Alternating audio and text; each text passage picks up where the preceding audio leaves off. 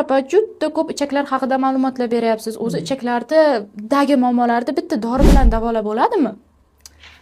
Aynan dolzarb savol. Bu savolingizga bajonidil javob bergan bo'lardim. Chunki juda ko'p insonlar bitta dori insonni salomatligini to'laqonli qaytarib bo'ladi deb o'ylashadi.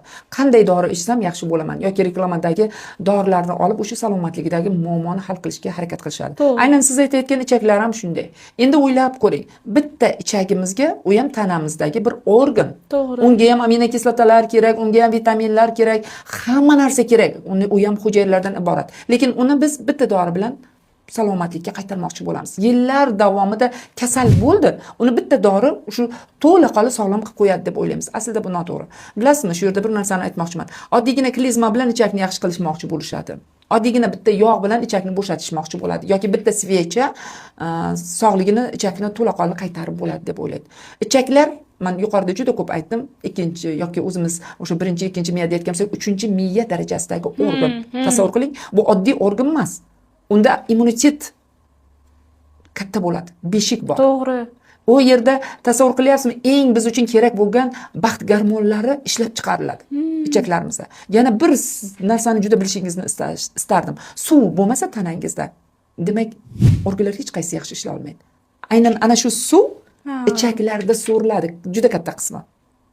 Shuning uchun ham ko'p suv ichishadi-yu, nimaga menda suv kam deb o'ylashadi. Chunki ichaklarda muammo bor. Shuning uchun bugun mutaxassis sifatida juda ham bilishingizni istagan bo'lardim. Bitta dori yoki bitta mahsulot hech qachon ichakni to'laqonli yo'qotilgan qismini qaytara olmaydi. Birinchi sog'likni qaysi yo'ldan boshlashim kerak degan kuzatuvchilarimga aytmoqchi bo'lgan bo'lardim. Ichaklaringizga e'tibor bering. Aynan ichakdan suv ichasiz. Ichakdan ovqatlanamiz. Biz ichaklardan oziqlanamiz.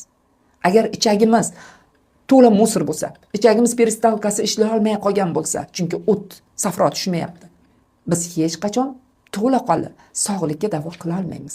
Shuning uchun bitta dori yoki bitta mahsulot bilan ichakni salomatligini qaytara olmaysiz. Bu vaqtda juda ko'p guruhimda vebinarlar, ochiq muloqotlar o'tkazamiz. Sizni ham guruhga taklif qilgan bo'lardim. Aynan shu guruhda o'zingizga kerakli ma'lumotlarni olishingiz. Agar ichaklaringizda muammo bo'lsa, bemalol shaxsan mendan konsultatsiyalar olishingiz mumkin. Opa, juda ko'p ichaklar haqida ma'lumotlar beryapsiz. O'zi ichaklardagi muammolarni bitta dori bilan davolab bo'ladimi?